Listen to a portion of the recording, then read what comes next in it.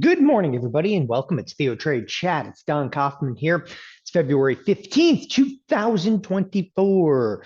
Spoos. Well, they've been all over the place in the evening session. Traded to 50.31 to 50.11. For those of you that have been around a while, you remember I was talking about like gravity points, the 11, the 31, and we actually hit both of them. Coincidence? I think not. Anyway, what we're seeing this morning is some mild slippage following retail sales numbers. Retail sales numbers came out. That's like, I would say, B-rated data. there's top shelf A data, which would be like CPI, but the in the B section came out retail sales and caused markets to freak out a little bit. There was a bid to the marketplace, then it actually faded. The retail sales numbers were not good, not good. The bond market is actually predominantly had rallied prior to that.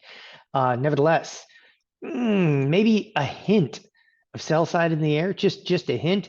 I doubt it. But hey, look, there's 194,000 contracts that have traded in the S&Ps, but check this out. Bond market, wow, huge by huge. Huge volume inside of the bond market this morning. Obviously, that is an area of contention for this marketplace, but it's a bid back onto the bonds. One of the other aspects really worth noting here is the U.S. dollar. This actually surprised me, got whacked on that retail sales data. Obviously, we're still in a huge uptrend, but that definitely got whacked back. In terms of individual stocks, look, everybody this morning is talking about Apple. Apple was partially sold by Buffett. It is what it is at this point. I would be, look, remiss to say, like, I don't think Apple's the big mover on the screen this morning. It's just not. Once again, Nvidia is what everybody's looking at. I mean, Nvidia mentioned the name of another company and the stock was up 100%. It's getting absolutely ridiculous. Well, we passed ridiculous. We went right to maybe ludicrous, possibly plaid. Anyway, Meta has a bid under it this morning. Google, though, is getting whacked back. This is actually your big loser on the day. I'll explain more after the cash open. And when I talk about a big loser, I'm talking about, well, a stock that actually matters. There's plenty of stocks that are moving this morning, but in something that actually matters here, yeah, it's most definitely Google that's taking a little bit of a hit. It has a lot to do with OpenAI. We've heard them before. So let's come into the cash open here. Not a lot of preconceived notions about what this is going to look like. Financials are up, energy is flat. Big tech is mixed bag of goods. Advanced decline line is going to be an absolute slop fest into the open. Let's come to this Thursday morning's cash open.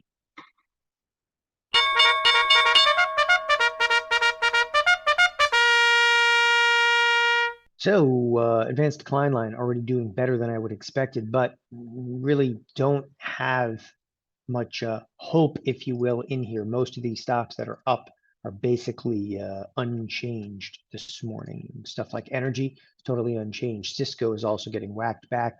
Not exactly a big enough market cap to have concerns about just yet. Nevertheless, let's cruise over to the S&Ps, take a look at some of the ticks this morning. The tick is a astounding positive 1200. That is a big boy positive tick. So somewhere somebody's buying something. No question about that. There is buy side activity in a larger number of products. Question is, does it matter these days? By the way, when I say does it matter these days, does it matter given the fact that something like Apple down $1, it's 0.5%. As I was saying, Apple, it's in the news, but it's not the big mover. It definitely appears that some of that Apple news was possibly already priced in, a considerable amount of it anyway. It's news to you. It's apparently not news to everybody else. But here we have Google. And again, Google taking a little bit of a hit. To me, the hit that Google is taking is not nearly enough given some of the news. Again, I'll talk about that in just a few minutes.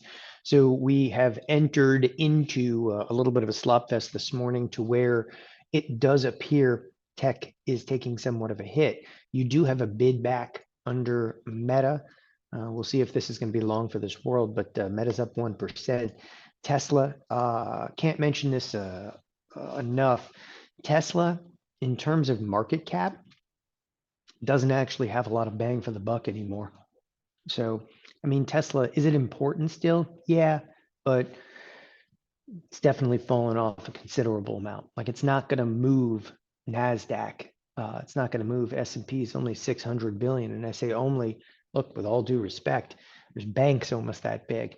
You know, it's crazy to have to say that, but it's good stuff. The Nvidia here, obviously the Nvidia, close that up. So Nvidia in the last 2 days, its market cap first surpassed Amazon, then surpassed Google. Now it's way past Google because Google is getting, well, this makes more sense. My comment a moment ago is the news that's out on Google. I'll spend a minute on this right now, but the news out on Google, to me, could be rather dire for the future of this entire company. And I'm relatively surprised how well the stock is actually taking it. For those of you, you know, you can maybe read a little bit about it, but the very bottom line of the news on here, well, here I'll bring it up. OpenAI, which is obviously, for those of you that don't know this, OpenAI is ChatGPT, is developing, okay, and soon to release a web search tool. So, you know, most of you, okay, are probably using Google in some way, shape, or form.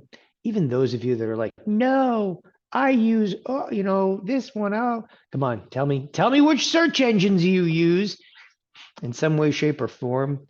You're probably on some type of a Google backbone.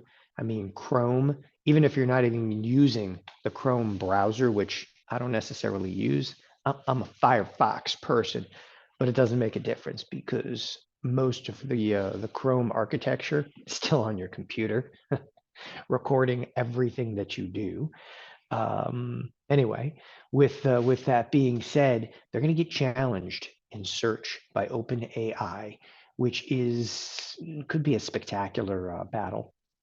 Quite frankly, I can't believe that Google has let it go this far, where they haven't somehow attacked OpenAI, destroyed them. It's oh, here we go. Here's the DuckDuckGo. Okay, but with DuckDuckGo, what are you using? You're probably using like Google Chrome. We're not just talking about search, some way, shape, or form. Oh, here's another DuckDuckGo. I got your DuckDuckGo right here. How do I really feel about that? It just doesn't matter because, as I said a moment ago, if you use Chrome, or even if you actually use like, you know, any of the Microsoft, a lot of people don't know this, but most of the Microsoft, that's right, Microsoft internet browsers actually use a background, or a backbone, I should say, of Chrome. So the architecture behind it. Anyway, with that being said, yeah, they're still recording your data. You could use like DuckDuckGo in your search. Don't worry about that. Don't you worry about a thing. Everything is, and if you have an Android phone, of course, you're a Google person. All right, I'm done with that one. Okay, yeah, Netscape, poolside. He's like, I'm old school. He's got Netscape over there. Netscape. Okay, we're gonna start talking about Mozilla and Firefox. Anyway, with that, a real challenge, in my opinion. Okay, I don't want to say it's not a death blow to Google. It is a significant, okay, significant change though in what we have experienced. I mean, no one has rivaled Google in any way, shape, or form. No one has even, you know, tried to stand toe to toe with Google. I don't know, since 2006, 2007, maybe time frame. It's been forever since they've had any challenge. It's going to be the first one. And as I said to you, in my opinion, their stock is taking it incredibly well. I mean, it is. And it's something to kind of think about, because I'm just going to tell you right now, I do have some short positions on inside of Google. and I'm going to maintain the short position inside of Google now forever and ever. Okay. I've told this story like a million times years ago, but I was actually in the original Google IPO. That's when you could still work for a brokerage firm and stocks at IPO, and you would actually get shares before everybody else. They stopped all that. It's not fair, man, because I worked at Thinkorswim when Google went public, and they did it through like a Dutch auction, and all of us got shares of it. But I also remember when Facebook went public, and then at that point it was already TD Ameritrade, and we were not allowed to trade it. Okay, which is actually a good thing because a lot of clients got the stock. I want to say it was like clients got the stock in their account at like 42, and a couple weeks later it was trading like 17. Yes, that was Facebook back when it was still called Facebook. Okay, before this meta crap. Hey, have you heard anything about that metaverse? Oh, with the stock spurting to the upside. Okay, did you buy your land in the metaverse over there? No. Oh, you didn't. That's okay. All right. We are seeing some, damn, I hate that. Sorry, I'm going to be okay over here. There's something they screwed up in here. We are on NVIDIA Watch, okay? Thursday, 2024. Like every day this week, I keep saying, you need to be on NVIDIA Watch and NVIDIA Watch. And what I mean by that is, one of these days, no, you just got to understand, we're past bubble in NVIDIA. I don't really care what anybody says. We're past bubble. Okay. Where are we at right now? Okay. We're just basically waiting at this point for this implosion. Okay. And I think it comes today, tomorrow, any day over here. It doesn't mean that it's going to be over in NVIDIA. I want to make something really clear when I say this. Okay. I don't necessarily believe that it's just over and done with in NVIDIA. Okay. But the hype is just far too much. Okay. There are companies at this point where NVIDIA is either a mild partnership, a mention of another company, and those firms are up literally 100%. One of them is up like 1,600% in the last few days. It's not a good sign. You may think it's spectacular, but you have to realize there's a lot of people, okay, they're going to lose a lot of money when this thing comes off.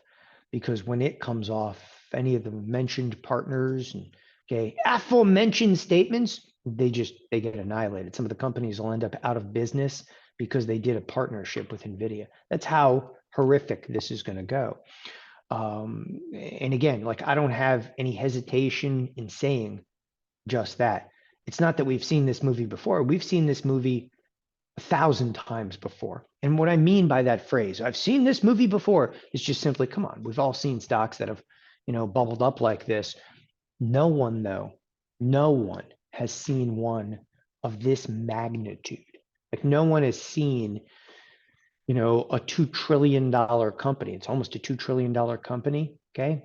So a firm of that magnitude, it's gripped hold of not just the NASDAQ, it's gripped hold of the entire S&P 500. Okay, to the point into which nothing else seems to matter. And it doesn't matter.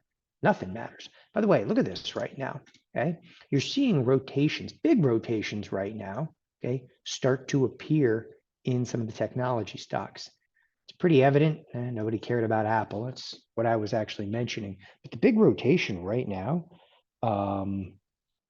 is obviously moving a little bit out of Nvidia, but clearly Google. But Google is news.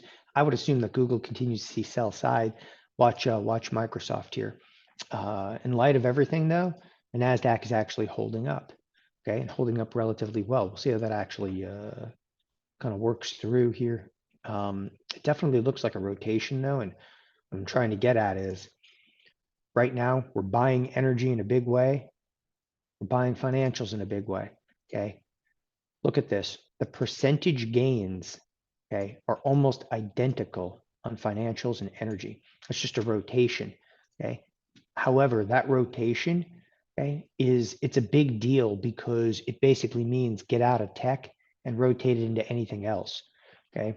I think my question today, we start seeing sell side across the board. Will they start to buy bonds? That would be interesting too. Okay. Again, on a trading session like this, it doesn't look like much on the surface. Pay careful attention. You can see some pretty good sized moves right now. The NASDAQ is squirrely at best because Nvidia, yeah, this feels really edgy. One of the things that we have absolutely seen in recent days, let's actually just take you back a few days for those of you that do not have okay, the greatest of memories, right? We have actually seen some sell side in some recent days out of the gate, including none other than, well, yesterday before it bid right back up on the day. There's some sell side activity here in the pre-market. It bid right back up. Okay, here's some sell side bid up, dropped again. But we've seen this kind of movie before where, again, this sell side activity and a bid back to it. Okay. One of these days, now the point that I'm trying to make is that some of the sell side activity, they're going to throw the towel in. Okay. Maybe even today. They may throw the towel in, and the next thing you know, the stock's actually down $30, $40. That wouldn't be the big day. The big day is when Nvidia could easily be down, 60, 70, $100 in a day. And that is going to happen. And I'm going to tell you exactly why it's going to happen because, and you think that that's like an astounding number. You only have to look 8 days out to find yourself a $90 expected move. You realize, okay, that an expected move is a one standard deviation move. So it's got plus 90 and minus 90, right? I'm not just throwing numbers, okay, off the top of my head. Literally, today, tomorrow, Monday markets are closed, okay, like Tuesday, you're going to get one of those types of moves in a single day. And that is exactly what the expected move, okay, is priming for. Now, granted, there is earnings next week. I recognize there's earnings next week. I can see it right here in the implied volatility, okay? Nevertheless, the vol in here, I'm not sure it's going to make it into the earnings without getting scathed prior to. So we all know that the earnings are coming out, whatever, it's okay. And it's the fact of the matter is, okay, the timing of something like this, the funny thing is there isn't any. And that's okay to say that. Like, there's no timing because the way that Nvidia is trading, okay, and in fact, I don't mind saying this as a whole, the market right now, okay, it doesn't have any foresight. Like markets right now, Jeff Bierman was actually saying this considerable amount. There's no technicals. Like we'll still talk about RSI and how ridiculous some of the moves are, but there's like no technicals. There's no fundamentals. Well, I agree wholeheartedly about the no fundamentals. But the one aspect that I think everybody really does need to focus on, okay, what's moving markets right now? And I'm not just talking about Nvidia. I'll use Nvidia as an example, but I'm not just talking about Nvidia. What's moving markets is a huge amount of zero DTE in short duration options. There's no true zero DTE in equities, but what's right in front of you is actually shifting the order flow. And one of the reasons that markets have continued to spiral upwards, okay, we seem to be locked in this feedback loop, this gamma kind of feedback loop. And that, that works until it doesn't. And then it usually comes apart. And we've seen it come apart many, many times. But when you start thinking about, the future of markets and we're talking about the Fed, okay, a lot of it is just talk. I mean, I definitely think that the interest rates matters. I mean, the Fed, look, they're not going to do anything in the March meeting now, yada, yada, yada. Okay, that chicken's done. Just look at the options order flow here. Okay, that's today. Forget about open interest. Forget about it. Doesn't make a difference. Who cares what the open interest is? Look how many options. And this is the spiders, right? So if I actually cruise over to the SPX is a much bigger product. But if you take a look specifically at SPX, there's tens of thousands of contracts trading in here, okay? And those contracts are trading for the next few hours. So try to, assign a big bias to the marketplace, okay? Marketplace doesn't even have an idea of where it's going. But the one thing I will tell you about the marketplace is when it goes, okay, it goes big. So if we start slipping down that hill, okay, there's not much to latch onto. And it's something I was trying to point out in last night's video. If we actually start to see some sell side activity, Obviously, the first and the stopping point would the lower edge of the expected move. Okay. But where are we on the week? Little orientation here. Monday was a total slop fest. Tuesday, big sell side activity off that CPI number. Wednesday, we got a bid back under us. We're alive. We're going to live. We're going to make it. Today, where are we? The S&Ps right now are up 7, but I would take that again with kind of a grain of salt. Even though the S&Ps are up 7, interestingly enough, volatility, okay, is completely and totally unchanged. So maybe a little bit of a warning shot being fired, but I am interested to see what Nvidia is going to do. In any regard, we're still technically down in the week. Okay, frankly speaking, though, look, the week started here at 50.27. Okay, what are we trading? 10, 12 bucks. I mean, right now, to me, the week is massively unchanged. We already tagged the lower edge of the expected move in 2 consecutive days. No one gives a damn at this point. I think that there's still, though, very, very considerable amounts of volatility left inside of the sessions today. Okay. Again, a very interesting session, though, starting to progress here. You have Microsoft down 0.7%. Okay. That's not that much. No, it's not, but it's continuing to see some sell side. You have Google down 3.5%. That's quite a little significance here because Google was already getting the crap kicked out of it this week. Prior to that news, you're in a full-blown 2 standard deviation move. Okay. Amazon is now down. Okay. On the lower edge of its expected move. One of the things that you just, behold here, you're seeing the market try to hold itself together. How? By rotating into financials. Okay. The hell wants financials? Upper edge of the expected move. Okay. Energy headed towards the upper edge of the expected move. That's your market. So right now we're back to old school, out of tech into financials into energy. And you don't necessarily have to get on board, but you better be aware, okay, tech weighs more by far than financials and energy. One tech stock like Nvidia is more than the entire energy sector. So if Nvidia starts to go for it, nothing will hold the S&Ps higher. Okay, so that's you're kind of at crossroads right now. Okay, 2 major sectors have definitely got a bid under them. By the way, there's other sectors. I can see that there's other sectors that are slightly bid. I just don't give a damn because they don't matter anymore, right? I mean, we could talk about XLU till we're blue in the face. And Bierman was just telling me leisure and staples are being bought. Yeah, every single consumer staples and consumer discretionary company, you could add them all up and they still don't equal the market cap of any of the big tech stocks. Well, maybe Tesla. maybe Tesla. When I talk about consumer discretionary, I'm not actually talking about Amazon and Tesla. The consumer discretionary, which is XLY. Okay, XLY, in my opinion, is the dumbest ETF out there. It really is. How do I really feel? I think that this ETF is absolute sheer stupidity because for those of you that don't know XLY, it's invested pretty much in Amazon, okay, and Tesla. What else does it have in it? No, it just pretty much has Amazon and Tesla. Okay, I think it's 20% of each of those. It's something stupid like that. So this to me is it's the worst of the ETFs. It's not a good gauge of consumer discretionary, and meanwhile, it's still only flat on there. But if you look at XLP, which is consumer staples, okay, consumer staples right now, if you want to look at the year to date, it too is flat. It has a bid under it, but as I said, you could rotate into everything. It's not going to make a difference though if Nvidia starts to go for it to the downside. Do I want to see a day that Nvidia is down, 70, 80, 90 bucks? Hell yeah. Okay. Again, I know the expected move, the big expected move is for next week. I realize that. Okay. But standard deviation like this, okay, take a look where we are in Nvidia on the week. I just want to bring it up. And again, I use the term standard deviation and expected move kind of interchangeably. Maybe I shouldn't.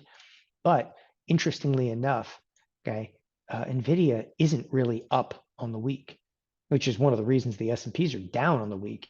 But look at this is the entire week. So the week starts at about 720. That's that right there. Okay. The upper edge okay, and lower edge. So effectively 720, about 760. So a normal, okay, move in here. Oh, let's just call it like 40 bucks, 50 bucks. So to ask for like an 80 to $90 move is just 2 times this expected move. That's why I actually mentioned it over there. Okay. Um, let's go on again. For those of you that had not heard, there's news on Apple. Buffett is dumping some of Apple's shares. Look, I personally I just don't care about stuff like that. Okay, who cares? All right. From what I have heard and from very reliable sources, okay, I know people still talk about Buffett. His involvement in his own company has been nominal for the last decade and a half. Okay. They were kind of commenting the last time he made big decisions was somewhere around the financial crisis. I'm sure he sits in on the meetings. Okay. I'm sure they pat him on the head and that's okay. That's okay. But they probably at this point have rebuilt Buffett into some type of AI. That's a scary thought. I want Dairy Queen. You're like, shut up, computer. They're not saying that to Buffett. They're actually saying it to the computer at this point. Um, I got a lot of problems. Anyway, I don't think it's here nor there, but for those of you that don't know, there's a like quarterly report that comes out and people pay attention to these quarterly reports. And the quarterly reports that come out from all the big hedge funds, from the big traders out there, whatever. Anyway, in these quarterly reports, it talks about what shares they acquired or sold. And they have to file those in the Edgar database. The Edgar database is an SEC database. Okay. I've been dealing with this crap like my entire career, the Edgar database. You guys can look at the Edgar database. There's nothing interesting in there. So anyway, when the reports come out, everybody gets to see them. The one aspect though that really pisses me off about this, okay? Oh man, Robert, that comment was wrong, man. It was just wrong. Robert's comment says he's as active as Charlie Munger. Charlie Munger has now passed away, but that is probably a relatively accurate comment in there. The one aspect that really bothers me about, okay, the quarterly reports tell you the shares that they bought or sold. Okay, NASDAQ's getting whacked here. What it doesn't tell you, okay, and I think this is the most important thing. Sometimes they'll say derivatives bought or sold like 80 billion. You're like, oh, so they sold, like, I'll just give you an example. Let's say somebody sells 10 billion in Apple stock. You go, okay. So they sold 10 billion in Apple stock and the whole world freaks out. But then nobody reads the line items that say like 80 billion in derivatives. You ever wonder what those derivatives are? Okay. I mean, you realize they could be selling stock, okay, but have loaded up on bullish positions. Like, it's so absolutely ridiculous. You don't know what they hold in their hands. That's the one takeaway that I'm just trying to get you to kind of come to your own conclusion is, I don't care what you think. You don't really know what they have in their hands, because like Buffett might go out and buy a company, but the thing is, they're using derivatives, okay, against those. The options, the numbers that he sells, okay, phenomenally large. Here we go in Nvidia. So Nvidia is starting to get smoked a little bit again. But the real mover today, Google's getting very interesting. You can see a bid back under this, but that is some sketchy trade with a 3% decline. We're getting hit though across the board inside of tech. It hasn't turned into an absolute crap fest, and it could. By the way, I know a lot of people are mentioning like Netflix. Netflix, a big bid the last 2 days. Now, with all due respect, Netflix ain't gonna move markets. It's just not gonna move the market, right? It's not big enough because it's a $250 billion company. Okay, it's not even, a fraction of the size of some of the bigger firms, but it is interesting. And I'll tell you, it's interesting though to me that it's got a bid under it, especially when stuff like retail sales just fell out of bed. Okay, something's wrong with the consumer. This is a short, in my opinion, and I think it's actually a wonderful opportunity, and I may actually take that opportunity in an in-out spread. So this is something where I have not priced it yet. Okay. It has $5 strike increments, which to me become a little bit more difficult at times to be able to trade. Okay. The bid offer spreads though in here are spectacularly tight. So this is a huge contrarian trade. This is a no-go right now. We're trading at 86. I would have to have the stock like move up more to kind of surround this. The in-out spread, by the way, it's not that it's a bad in-out spread. It's just where the stock is sitting versus the strike prices. Like I wish they had, 250 strike increments. That way I could actually kind of surround it. So it's a no-go right now for where Netflix happens to be. And, you wouldn't categorically think to yourself like, oh, this is a great short. It's already coming down here today. Okay. Be a very challenging trade though to make in this environment. So the NASDAQ's coming off here a little bit. The ticks, I haven't looked at ticks much. They've actually mellowed out. And the advanced decline line, ironically, has actually gotten substantially better. So you're in a situation right now, okay, and I've mentioned this situation a number of times. Strong AD line can't hold the S&Ps positive, okay? You could be in a situation where you could legitimately have 90 up, 10 down, and still see the S&Ps fall, okay? So keep your head in the game. By the way, Eric was saying Japan's in a recession. Yeah, I didn't even mention that. Your negative rates, they're in a recession. Okay, it just I do not buy the line like China. Okay, they're completely autonomous. We don't need them. Japan, don't worry, we don't need them. That is like an economist that wants to just take their head and put it into a hole. It's like worse than it's isolationism at its best, but it's again, it seems pretty ridiculous to me.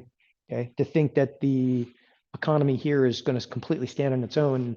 Europe's obviously having a substantial amount of problems. So there is a global economy. The other issue, of course, is going to be shipping. See if shipping actually causes inflationary issues. But yeah, what's right ahead of you, though, is the only thing that matters. Okay. Because a lot of people will argue, okay, in terms of a recession, are you in a recession, okay, because of GDP? And could the market be at all-time highs while you're going into a recession? The answer to me is absolutely. Okay. Do not confuse. And I want to make something clear about like a recession, because I just said, like, I don't believe like China goes into recession, Japan goes into a recession, and we don't get sucked into it. At the same time that I'm saying that, okay, just because we could be in a recession, we could be in a deep cutting recession. The fact of the matter is, does it matter though? Because if AI stocks still rally, no one gives a damn. They don't care. Markets are at an all-time high right now. We could actually absolutely be headed into a recession. You would never know. Okay. Why? Because we're buying Nvidia, man. Okay. It sounds kind of ridiculous, but the tech stocks, they don't necessarily have shipping and so forth. And okay, a lot of the tech stocks though, they're very often the last to kind of feel. Usually advertising stocks like Google, and one of the ones that's absolutely astounding to me is Meta. And the whole company is basically based on advertising. Eventually, they'll pick up the AI and run with it. It's probably why the stock is bid up, but I'm surprised they're doing incredibly well. Nevertheless, tech is often the last to actually feel some of the brunt, okay, of the bite of a recession. We'll see what kind of comes out of this.